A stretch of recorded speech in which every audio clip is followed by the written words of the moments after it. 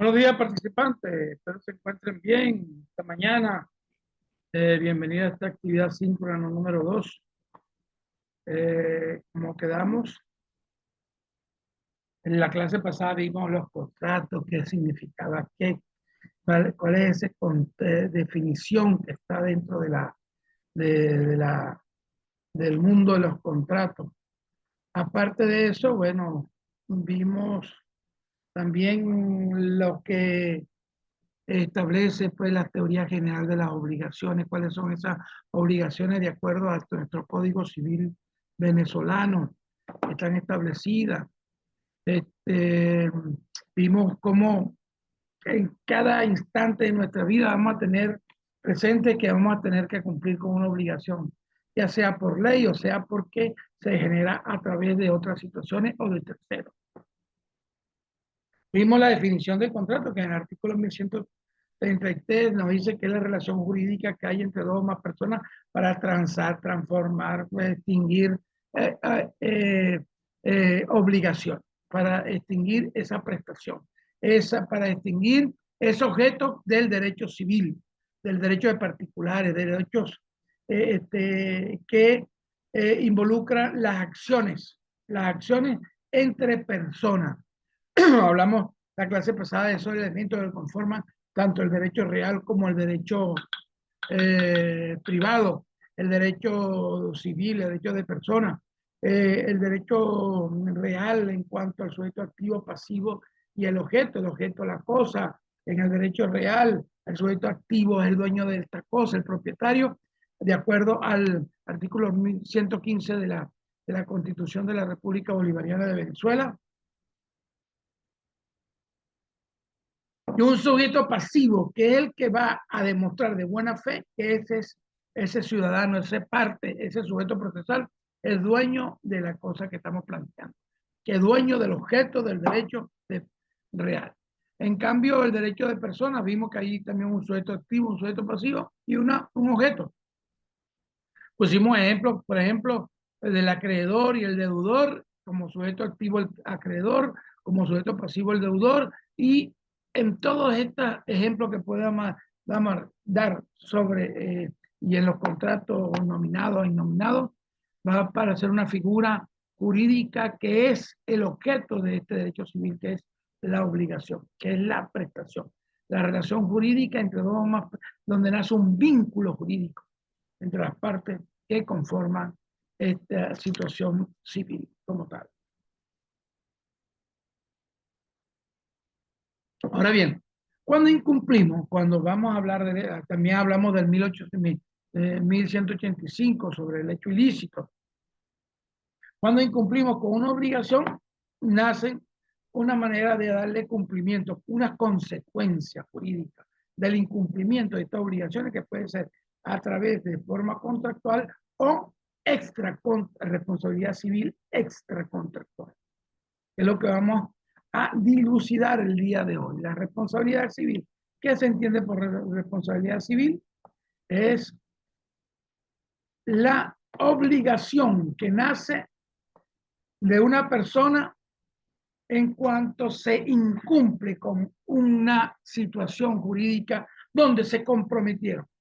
Los invito a leer el artículo 1270 del Código Civil, o me voy a permitir leerlo.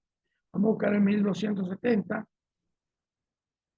Es importantísimo que lo conozcan porque de él nacen las características que debe haber en una relación jurídica como tal. Entonces, el 1270 establece que la diligencia que debe ponerse en el cumplimiento de la obligación, sea que ésta tenga por objeto la utilidad de una de las partes o de las ambas, para siempre será el del buen padre de familia. ¿Qué significa ser un buen padre de familia? Actuar con moral, actuar con responsabilidad, actuar con honestidad ante esta situación jurídica que se presenta, este vínculo jurídico que nace entre las partes. Entonces, esa responsabilidad, al no cumplirla, nace una consecuencia jurídica que es establecida en el artículo 1185, que hablábamos del hecho ilícito, del incumplimiento de un compromiso. el incumplimiento de una obligación que tenemos nosotros que darle al otro que forma parte de esa relación jurídica que nació entre dos o más personas. Entonces la responsabilidad civil es la que nace tanto contractual como extracontractual, y la responsabilidad civil no es otra cosa que la situación jurídica en virtud de la cual se está en la obligación de responder patrimonial o pecuniariamente en razón de haberle causado daño a otro. Se alude a la respectiva indemnización del daño y perjuicio.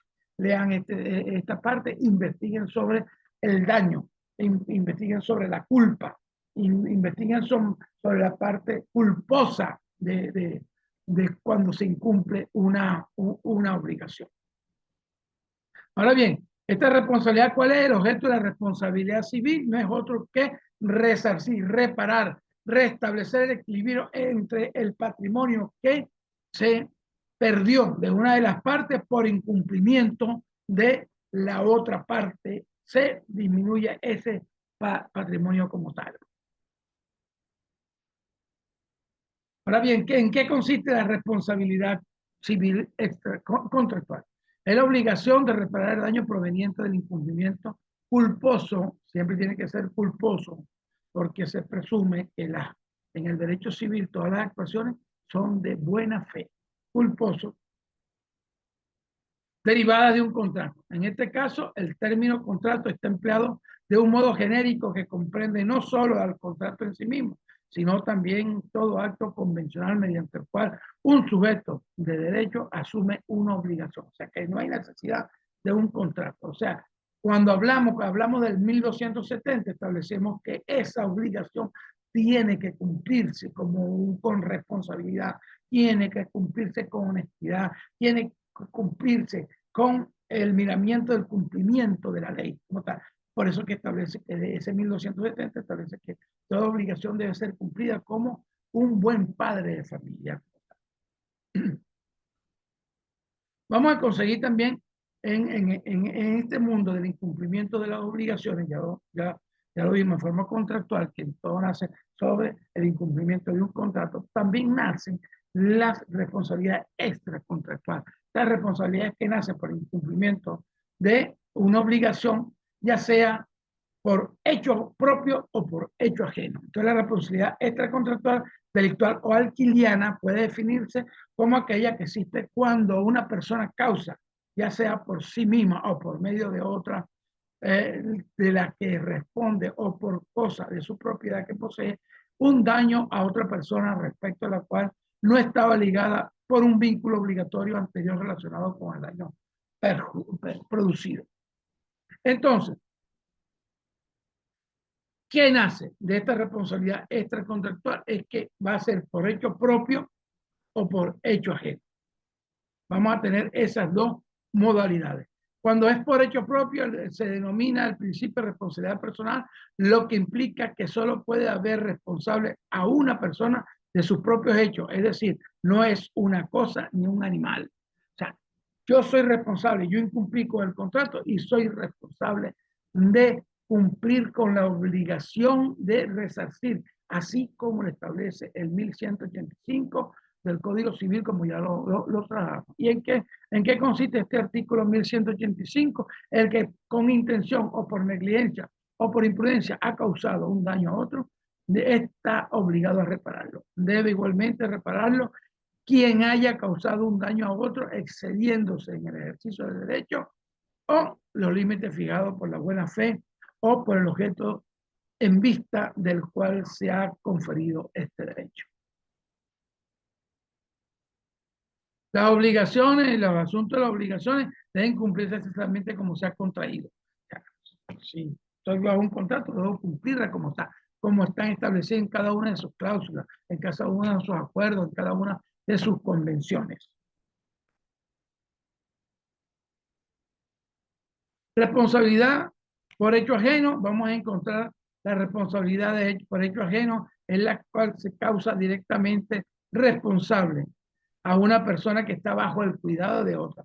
El Código Civil establece los supuestos donde se ampara para que aquellos que se sientan que su derecho a reclamar la obligación ha sido perturbado, entonces acudimos a esta norma, a la norma jurídica del Código Civil para establecer cuáles son esas condiciones o esos supuestos de hecho que establecen cuál es la responsabilidad civil extracontractual por hecho ajeno.